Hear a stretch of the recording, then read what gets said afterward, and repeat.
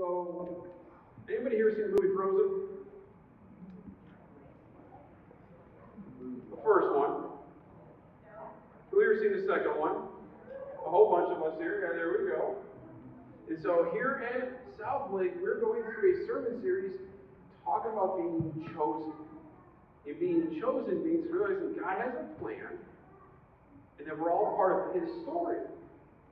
And part of that story is realizing our culture shares that story in all kinds of ways, including movies. So the question about us then is, how do we share those stories?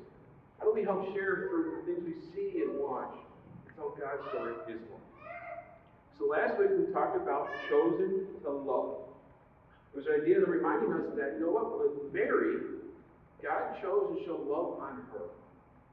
Grace, favor was found on her. But through her Son, God's love will be made known to everybody. Did she understand why she was chosen? No. Did she understand what Jesus would do? No. Did she do anything to deserve to have God have that honor? Nope. Yet God still chose her to show that love. We talked about with Frozen, Elsa, right? She had these special powers. What can she do? Freeze stuff, yeah.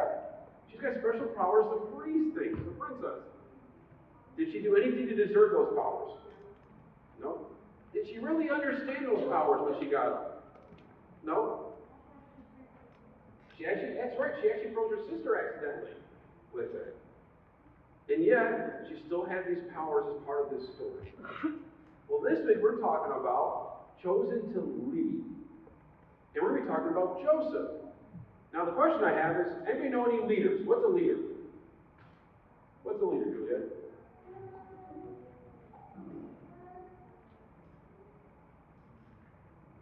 Leads a group. A group of what? People? Yeah, maybe, yeah.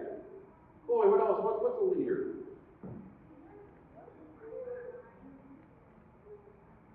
Yeah, so in school, is there a line you have to walk in school sometimes? And sometimes there's a first person that's lining up. They're the leader of the group, right? What are other example of leaders? Oh, what? Oh, principal. Do you know any principals? Yeah. There's some love going on right there. Yeah, no, principals are a leader of a whole bunch of who? What kind of people? Students, and who else? Teachers, that's right. Cheyenne, you're going to raise your hand. What's another kind of leader? Somebody who guides you, yes. Any examples? Oh, mom and dad can be leaders. That's right. Christmas has come, so much presents. How about coaches? Can coaches be leaders? Yeah. Are sometimes players chosen as captains on a team? What does a captain do? Helps you win, helps give guidance and leadership as a fellow player. Adults, are there leaders and people we work with? Yeah, your boss. There's team leads. Huh? That's right, your mom. Because guess what? Whether you're an adult or a kid, your mom's still the lead. Oh, Jim. Your pastor can be a leader. We try. Maybe. But these are all kinds of leaders that God puts in front of us. Here's the question I have. Do we always like being the leader? No. Why? Responsibilities. So playing soccer or any sports, if you're the leader, what's your objective? What are you supposed to do with your team? You're supposed to score goals. You're supposed to win. But what happens if you don't? Make a new plan. I like that. Or get a new leader. Well, the question I can think about this week is, now as adults, think about this for a second. I really believe what I'm about to say. What do you think is the number one reason why people don't want to lead. Failure. Fear of failure. Failure to who? This is going to be a harder one. Typically you would say, oh, I don't want to fail anybody I'm leading. But you don't. But that's not really the failure you're scared of. Because if those are people in your life that you fail, they're still going to love you. They might make fun of you, and they might hit you, and they might remind you of it often, but they will love you. So the true failure you have in leading people is that what happens about who I am. Am I good enough? Will I succeed? What will people think of me? If you look at the story of Chozen, we talked about Elsa last week, given all these gifts, did she want to lead? No. What was she afraid of? Yeah, she's afraid of hurting somebody. So when she became queen, what did she do? Yeah, she ran away. She made a castle, all these things, but she ran away because she was scared of failure, of hurting somebody with her powers. So if Elsa wasn't going to lead, who's really the leader in the story of Frozen? Well, there's a guy who's got a reindeer, right? He's a mountaineer. He's not the leader? Kristoff? Kristoff's not the leader? Well, what about a little snowman that runs around? Is he the leader? Olaf, yeah, is he the leader? No? Well, there's this prince that's trying to actually be in charge of the entire kingdom. Isn't he the leader? So who steps up as the leader in the story of Frozen? Yeah, Anna does. She's the one who steps up. When her sister leaves, what does she do? She goes after her.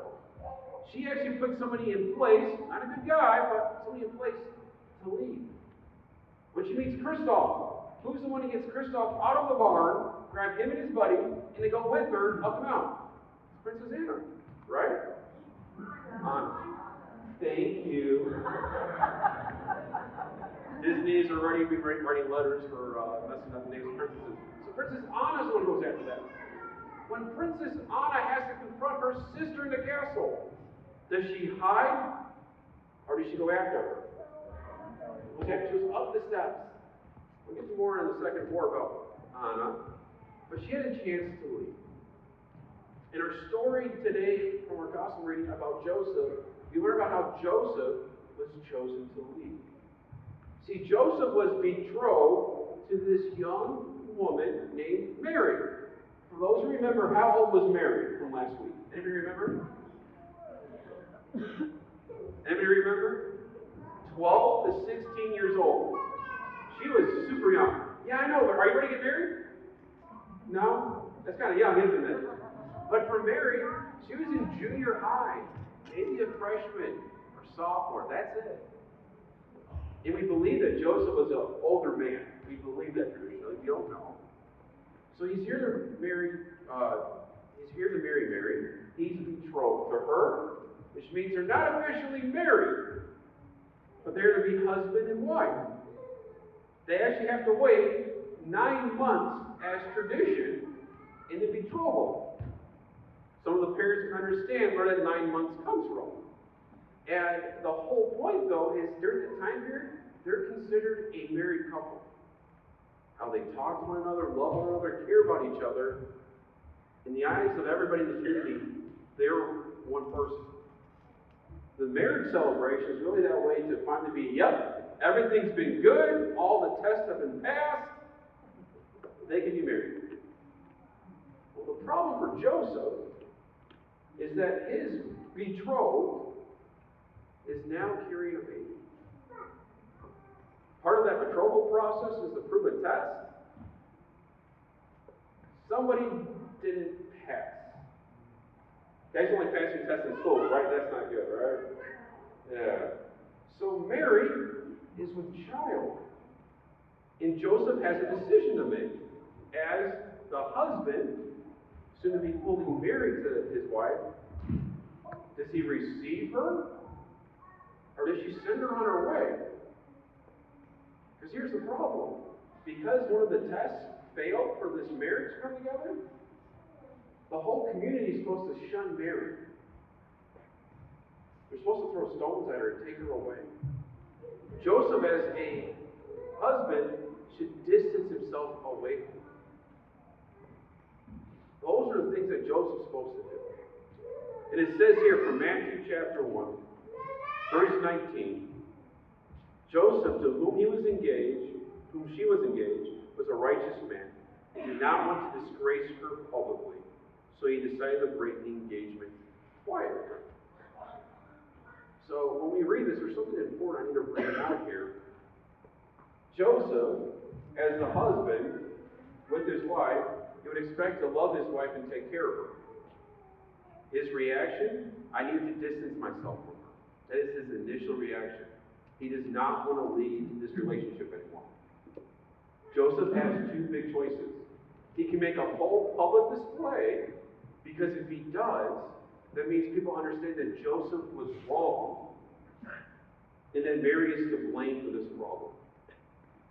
All right? Or he can do it privately and still show care for her, but again, separate and break off. That's what's going through the mind of Joseph. Kind of like Elsa. Elsa ran away from his responsibilities. Joseph wants to separate. But before that happens, if we keep reading, verse 20, as he considered this, an angel of the Lord appeared in a dream. Joseph, son of David. The angel said, do not be afraid to take Mary as your wife. So already the angel saying, don't run away. Don't separate. Actually, come together. For the child within her was conceived by the Holy Spirit. So the angel's telling Joseph that this is all part of God's plan. No tests have been failed. Nothing's been broken. In fact, this is what God is doing together. And she will have a son. He will name him Jesus, for he will save his people from their sins. We talked about this last week. The name Jesus, you know what it means? God saves. That's what the word Jesus means. So if you have any friends who are named Joshua, their name actually means God saves. So any Joshua's in here, let's not let you go to your head at all. But that's what it means. And this angel is telling Joseph, that's the baby that Mary has. And you're going to be one to lead them as a father and as a husband. All this is to fulfill with the Lord's message through his prophet. Look, the virgin will conceive a child. She will give birth to a son, and they will call him Emmanuel, which means God is with us. The peace that comes from this whole story here is realizing, through all the questions and all the conflict and things happening with Mary and Joseph and all the things, God's peace is still there. God is still in control. And the joy is God's going to be with this